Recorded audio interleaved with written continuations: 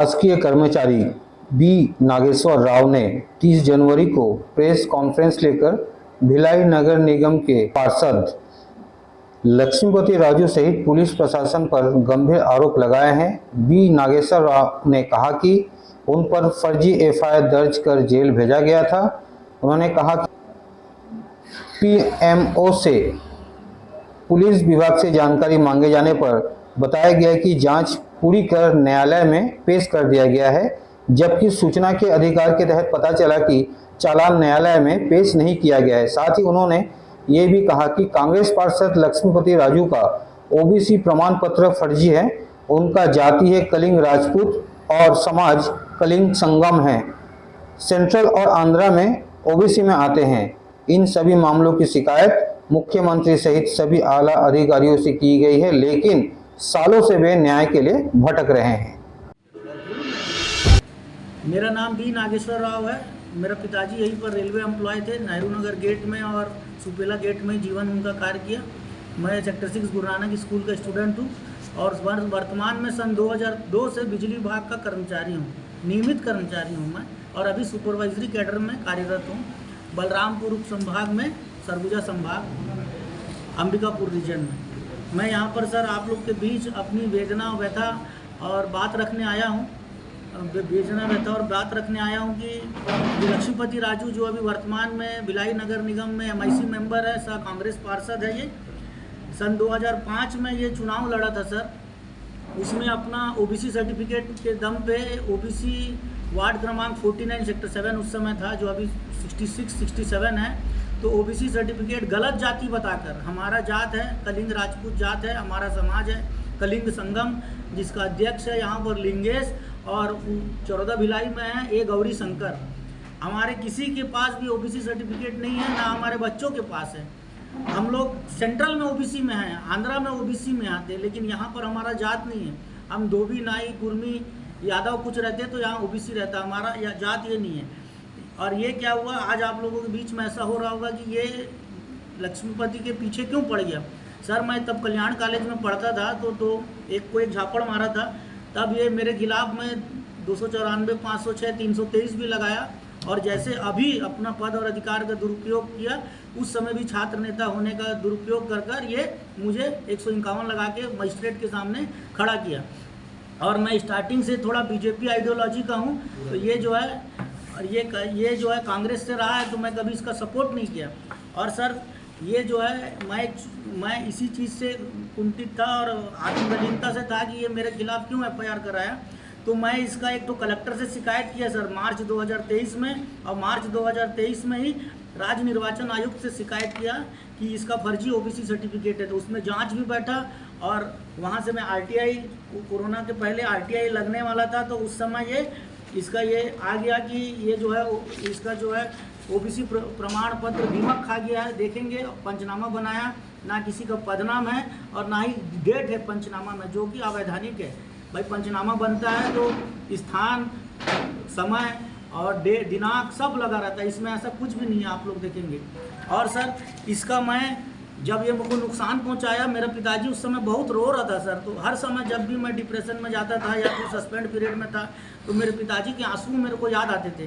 तो मेरे को कोई बताया इसका दोस्त कि ये सेक्टर 7 में 96 में घरों में पेट्रोल चोरी करता था करके। उसका अंडरवेयर में एक फ़ोटो है भिलाई नगर थाने में। तो मैं सर वो अंडरवेयर थाने का जो फ़ोटो है सर, वो लगाने के लिए आरटीए लगाया सर, आवेदन लगाया, आरटीए लगाया, तो वहाँ का पुलिस लिख के दिया कि इसका जो है मामला 30-20 आरटीआई में 20 साल का ही जानकारी मिलता है, 20 के ऊपर का नहीं मिलता, क्योंकि 96, 97 और ये 20 साल हो गया था 2020 तक। तो बोले कि इसका जो फोटो है माननीय न्यायालय में अभियोजन पक्ष के साथ प्रस्तुत कर दिया गया। फिर मैं लगाया तो भाई कौन से न्यायालय में प्रस्तुत किया गया। तो इसलिए ये रंजिशवश सर ये मेरे पीछे पड़ गया और किसी न किसी तरीके से मुझे अपराधी बनाने में लगा रहा, और ये मुझे एफआईआर पर एफआईआर कराते गया। क्योंकि ये सन 2020 में भिलाई नगर में एक मंदिर बन रहा था सर, भिलाई नगर में एक मंदिर बन रहा था। उस समय मंदिर का फोटो मेरे दोस्त लोग फाड़ दिए थे, हम लोग वहीं पढ़ते थे, साथ में खेले कूदे। तो मेरे पिताजी जो है, ये देखिए सर, ये आप लोग देखोगे, ये देखिए मंदिर का फोटो फाड़ दिए हैं सर। इसमें आप लोग देखोगे राम भगवान का फोटो है, इसको फाड़ दिया है। दो ये भिलाई नगर स्टेशन रेलवे कॉलोनी। तो ये उनके ऊपर 295 लगना था सर, उनके ऊपर 295 ना लगाकर ये मेरा हाथ भी यहाँ तोड़वा दिया था सर। आप लोग देखोगे कि हाथ में तोड़वा दिया। और वहाँ का चोरी, भिलाई नगर रेलवे कॉलोनी में चोरी का बिजली से पूरा पंप ऑपरेटर रखा है सर। तो ये क्या किया, उससे फिर ये मेरा 294, 506, 323 भी लगवाया और 354 और 452 भी लगवाया सर, कि मेरी दोस्त की माँ को 72 साल की औरत को पकड़ा। उन लोग सर अनपढ़ लोग हैं, ज़्यादा मालूम नहीं है। मेरे को हाथ तोड़ने से 325 लग रहा था उनके ऊपर। तो डरा धमका के उनका लड़का जो है इसका पंप ऑपरेटर था और नगर निगम में सुपरवाइजर है वार्ड क्रमांक 4 में, तो 354 लगवा दिया और बयान कर बुलाया, उसके बाद अंदर कर दिए सर। इसी प्रकार सर ये थाने में मैं इसके घर में गाली गलौज किया हूँ करके 294, 506 लगवाया सर 2 जनवरी 2021 को। और किसने लगवाया एफआईआर? लक्ष्मीपति राजू की। मैं उसके बाहर थाने में घर में आ गया, गाली दिया और जैसे ही बाहर आया मैं भाग गया, है ना सर। और उसके बाद जो है मार्च 2023 वो 3 एफआईआर नंबर 3 2021 को थाने में बुलवाया मेरे को स्टेटमेंट रिकॉर्ड करने के लिए, जिसका ऑडियो भी है ना। दुष्यंत लहरे आरक्षक बुलवाया और इन लोग मेरे ऊपर 151, 716, 3 में एक गवर्नमेंट एम्प्लॉय को 151 तो अलग बात है, आसंगी अपराध होने की परिकल्पना पर लगा 107/16 ने गवर्नमेंट एम्प्लॉय को 6 महीने के लिए बॉन्ड कर दिए, जबकि अपराध ऐसा कुछ भी नहीं हुआ था, ऐसा अपराध कुछ भी नहीं हुआ था। तो सर कहने का मतलब सर ये इस्तिगासा बनाया ना सर, ये फाल्स इस्तिगासा बनाया। देखिए आईपीसी में सबसे पुलिस विरुद्ध जो आईपीसी में धारा लगता है, आईपीसी 330 लगता है और 167 लोक सेवक होते हुए किसी को क्षति कारित करने के लिए अशुद्ध दस्तावेज की रचना, इसमें अशुद्ध दस्तावेज की रचना आईपीसी 167 में आता है। जो इस्तिगासा बना है पूरा फाल्स है सर, मेरे पास पूरा डॉक्यूमेंट्स है। और इसमें सर पीएमओ से जांच बैठा है सर, इसमें पीएमओ से जांच बैठा है, देखेंगे इसमें पीएमओ से जांच बैठा है। तो इसमें पीएमओ से जांच बैठा है सर, ये जो इसमें हुआ। तो इसमें क्या लिख दिए हैं सर, आप लोग देखेंगे कि इसमें उस समय संजय ध्रुव साहब थे जांच अधिकारी, अभिषेक पल्लव एसपी थे। इसमें लिख दिए जांच पर थाना भिलाई नगर द्वारा आवेदक एवं अनादक की रिपोर्ट पर विधिवत कानूनी कार्रवाई की गई, चूंकि प्रकरण में चालान पेश किया जा चुका है एवं माननीय न्यायालय में विचाराधीन है। ऐसी स्थिति में आवेदक द्वारा लगाए गए आरोपों के संबंध में माननीय न्यायालय के निर्णय उपरांत स्थिति स्पष्ट हो जाएगी। जब मैं आरटीआई लगाया तो सुखनंदन राठौर साहब लिख के दिए कि इसमें चालान।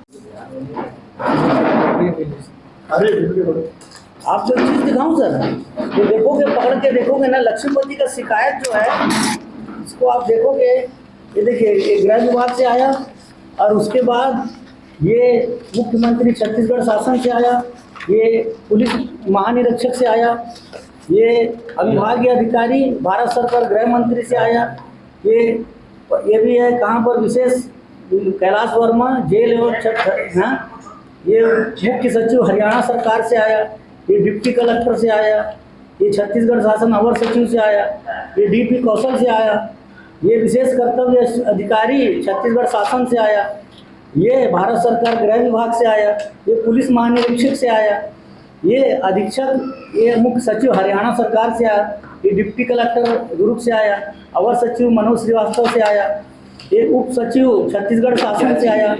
लक्ष्मीपति राजू जो मेरे वहाँ एक ही चीज़ लिखा कि मामला न्यायालय में विचाराधीन है बस। और इतने शिकायतों के बाद भाई उनको लिखना था तो पहला शिकायत में लिखते, ये 20 शिकायतों के बाद लिख रहे हैं। और उस समय अभिषेक पल्लव था, संजय ध्रुव था, कांग्रेस की गवर्नमेंट थी। आप सोच लीजिए इतना शिकायत और जितनी आ रहा है कंटिन्यू है नहीं। ये दस्तावेज का रचना ये है आईपीसी 167 में आता है, तो 151 में फंसे हुए हैं। नहीं 151 कोई वो थोड़ी है धारा, वो तो प्रिवेंटिव एक्शन है खाली बस। सर संघीय अपराध होने की परिकल्पना पर 151 लगाते हैं। नहीं वो पुलिस सब में यूज करती है। नहीं सर, व्यक्तिगत विवाद में 151 नहीं लगा सकते। अरे वो करती है, करती है, लेकिन जजमेंट के अनुसार 151 व्यक्तिगत विवाद में नहीं लगा सकता। अगर लगाते हैं तो एसडीएम को 25,000 रुपये का जुर्माना है। वो जजमेंट है मेरे पास, मैं दिखा दूंगा। आपका मेरा विवाद में 151 वाला बात ही नहीं है। मैं अगर गाली दिया हूँ, जान से मारने की धमकी दिया हूँ, 294, 506 लगना चाहिए। 151 जो है लोक शांति के लिए संघीय अपराध होने की परिकल्पना से, उसमें भी अवेलेबल है। एसडीएम को पावर नहीं है कि इसमें आदमी को जेल भेज सके। एसडीएम बिना घर में वहाँ पर रहे, वर्क फ्रॉम होम में ज्योति पटेल मेरे को जेल भेज दी थी सर।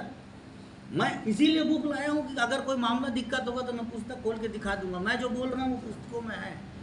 क्योंकि मैं 5 साल से यही काम कर रहा हूँ, पढ़ रहा हूँ, है ना। ये है सर अपने ऊपर आप बीती होते तो जो विकास है, तालाब जो है 2011 में बना, 2022 में ब्लैकमेलिंग कर रहा हूँ करके FIR कराया, और जबकि ना लोकेशन घटना स्थल पर ना वो था, ना मैं था, ना वो गवाह था, और जबकि 27 की घटना को 30 को FIR करा रहा है, जबकि घर से उसके 2 किलोमीटर दूर। और दूसरी बात क्या है, जैसे कि आपको मालूम है कि किसी गली में पागल कुत्ता है और जो आपको काट चुका है, तो आप उस गली में जाएंगे? तो इससे पहले वो 2 बार मेरे को FIR करा चुका है, 2 बार मेरे को जेल भेज चुका है, तो तीसरी बार मैं उससे पैसा मांगने जाऊंगा, जिसका मानदेय 15,000 रुपया है। मेरा फोटो है, देखिए पूरा मेरा फोटो है, देखिए आप खुद बताइए ये कितना बड़ा वो है सर। और ये खुद जो है सन 2005 में OBC में जात में चुनाव लड़ा, ना इसके बच्चों के पास OBC है, ना इसके 2 भाई के पास OBC है, इसका 40 पर रखे। Like, comment, and subscribe.